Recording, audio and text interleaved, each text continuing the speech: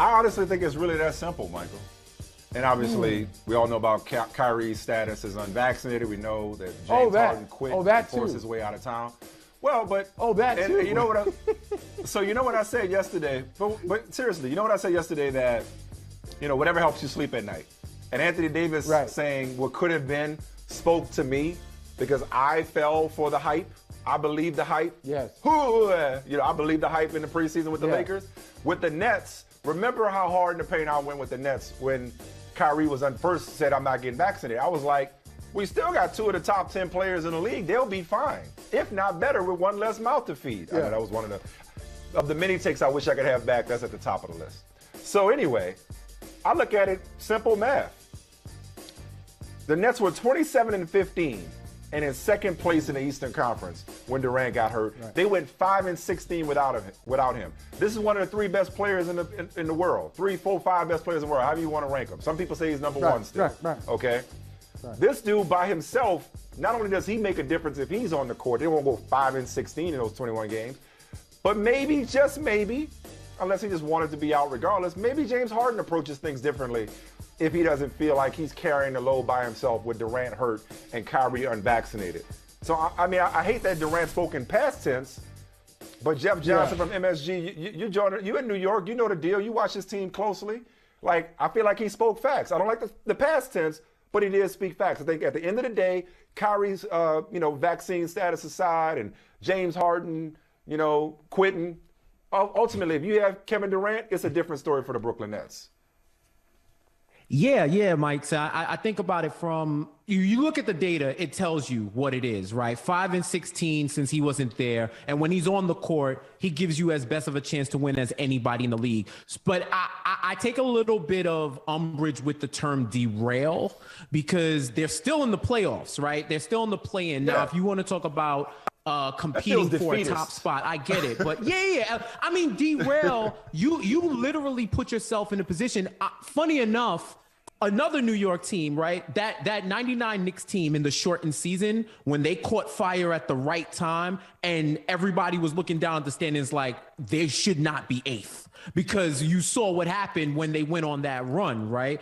They're kind of in that position now where you see everybody kind of playing hot potato at the top of the division, at the top of the conference. Nobody really wants to face them because it's a foregone conclusion that they're going to get out now, right? They're going to get into 7th or 8th. So depending on how it shakes out. So I wouldn't say derail. I would say they'd be in a much higher position if he wasn't there.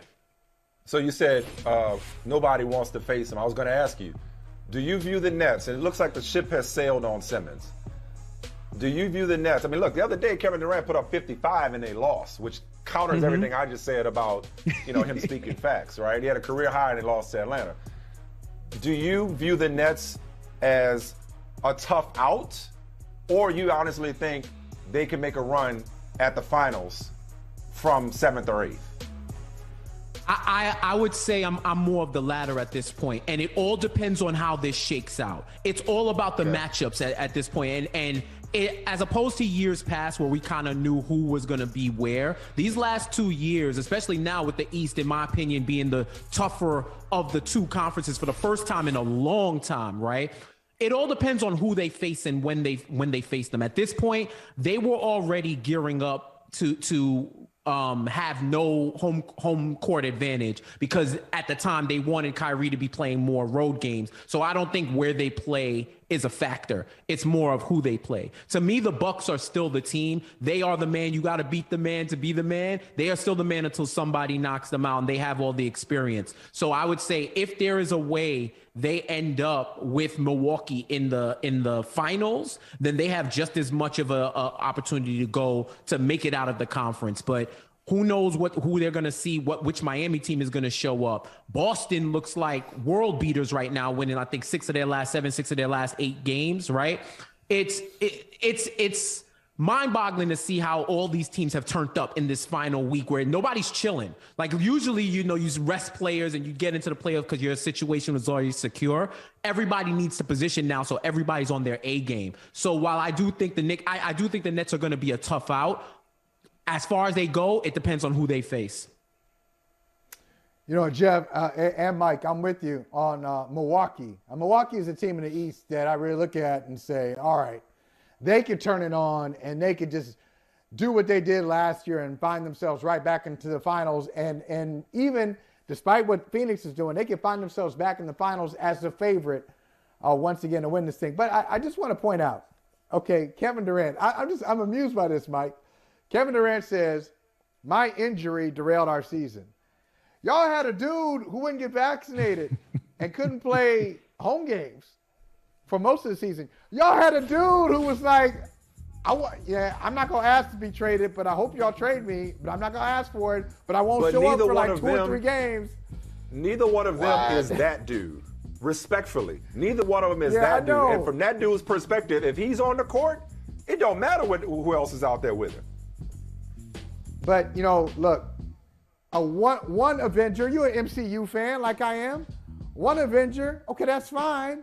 But you got 3 of them, okay, things can happen. Like, Kevin Durant is great, but Kevin Durant didn't go to Brooklyn just to be by himself, to be surrounded by Bruce Brown and, you know, some of these, and Patty Mills and some of these other characters. So I think that's really what changed their season. But let me ask you this, Jeff. We talked about Milwaukee. We talked about Brooklyn. Is there another team? Is one of these teams down there in the lower regions of the East? Atlanta got hot last year and is heating up now. Cleveland. Do you fear any of these teams, or are they just nice little stories and they'll be pushed aside when the real playoffs start? I would say watch out for the Hornets. They're like the league pass MVPs right now because they score a lot of points. And if it gets into a scoring matchup, if your defense isn't on par, you're gonna have to run with them young legs up and down the court, and 1 or 2 clutch baskets. You know, 7-game series, anything really can happen. So I think the Hornets, if the Hornets, hey, wow, and the way they've fallen out of the top 6 in that 7, now it's a little bit scary. Now, if they stay at 9th, that's probably gonna be their season right now. But I would say if they somehow make it into the field of 8, they're one team that I would say is gonna be a fun out. I don't know if they're going to put too much pressure, but they can get a game, maybe 2, and have a team thinking at least for 1 second. I wish Cleveland had their whole squad because they were looking like a story early on. The injury bug just caught up to them too late. But Cleveland would have been the answer for you, Holly, if they had everybody. Next year, listen, they have a lot to look forward to, but it just sucks that all these injuries happen when they do. I would just like one season where everything happens the way we think it's going to happen with players and everybody's just there at the finish line to go into the play. Just one time. That's all I ask. Yeah. Joel Embiid thinks he's joking. He's got to be joking because nobody hates Joel Embiid except for maybe Ben Simmons, but maybe he doesn't hate him all that much. But nobody hates Joel Embiid. But he said that if he doesn't win MVP, he said he'll think that the voters hate him or that he's held to a different standard. To which I say, no, you just have the misfortune of being in the same league at the same time as Nikola Jokic and, for that matter, Giannis Antetokounmpo. So, Jeff, it's been a while since we've had you on. Michael proposed, and I affirmed, we've adopted as a policy on this show, moving forward, on a move-forward basis, as they say, to not discuss NBA MVP. Wait, Michael, is it just NBA or is it NFL too? We doing this across sports or just NBA? NBA is NBA. Because it's like a big I think we should do it for NFL too, though. It starts early in the NBA. It starts like week 2. Yeah, it is. It is 82. Okay, so we have adopted a policy that we hope will catch on across the sports talk landscape, which is we will not discuss NBA MVP until when, Michael? 2 weeks left in the regular season. So we're in a range. 2 weeks left.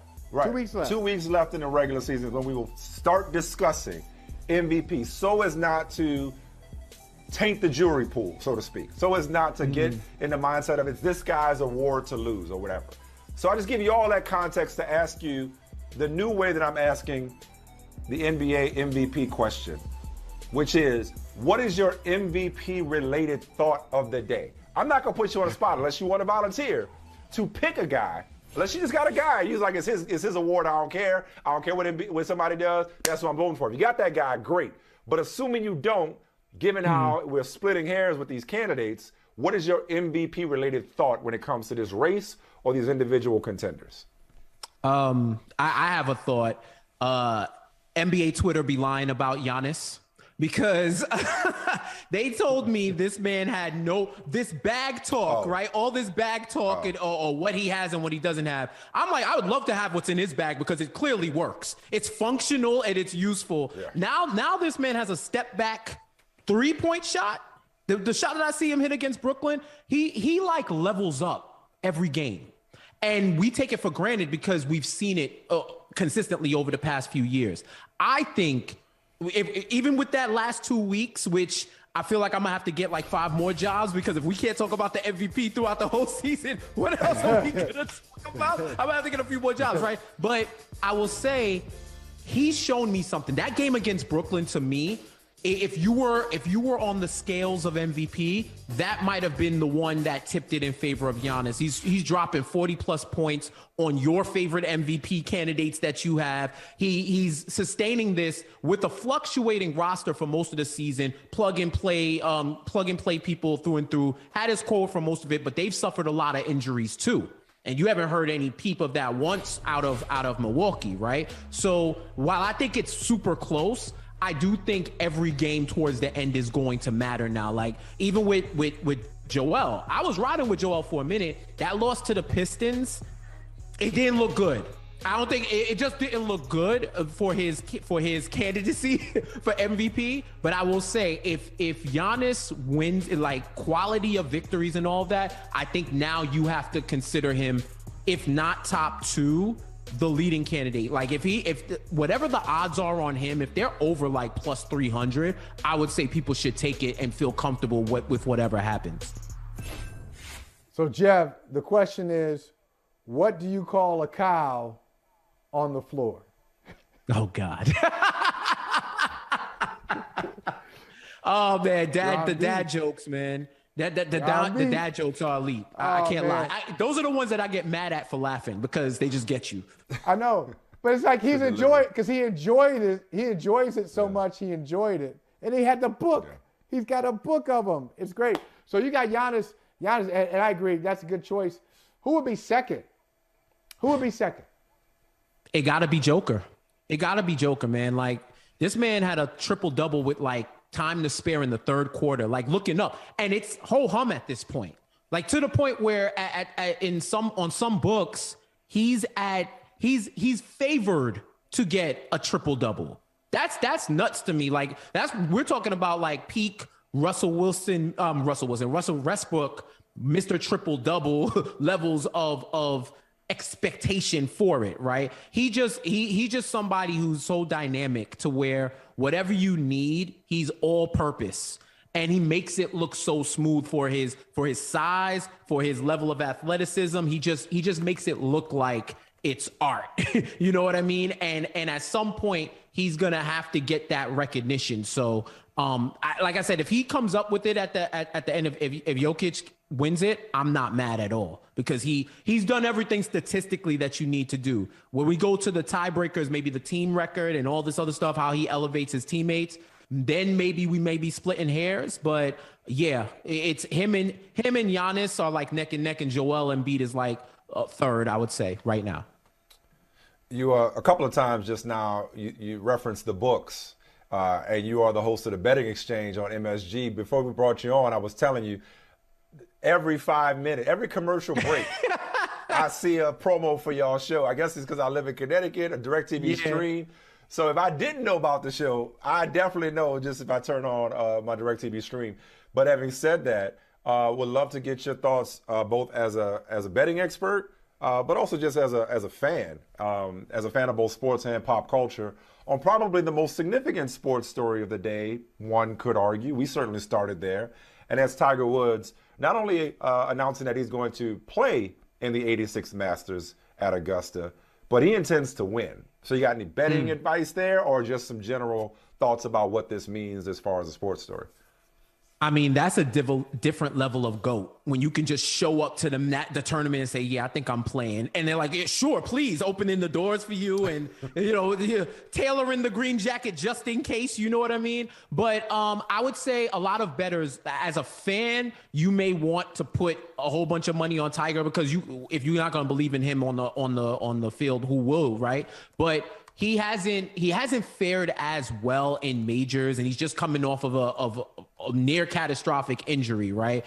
So taking all of that into consideration, I would say you could sprinkle some money from a betting perspective, sprinkle some money on him to either win or to be under par, like those type of things where it's less exposure for you. But why not? We love, part of this is narratives too. Why not put some money on him and see what happens? But I think as a fan, it's going to change the books a little bit in terms of who they favor. But I do think it makes things interesting, even especially for casual bettors too. But if you got to also remember, this isn't Tiger from 10 years ago. If it was, I would say, the house, the car, the mortgage, you might want to sprinkle a little bit on him, but who knows?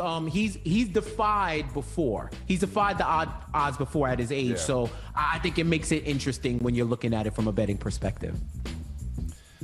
Jeff Johnson, we appreciate you, man. Keep up the great work at BRMSG. Follow my man at Jeff J Says on Twitter. Good to see you, man. It's been too long. Let's do it again soon. I love it. Always, you know it. Thank you. Always sprinkle. Don't pour because you might lose a little bit more. So definitely sprinkle. Thanks a lot, y'all. I appreciate you. All right, Jeff. Thank you, man. Hey, thanks for watching Brother from Another on YouTube. Make sure you hit subscribe before you leave, and be sure to watch us 3 to 5 p.m. Eastern Time on Peacock. Appreciate you.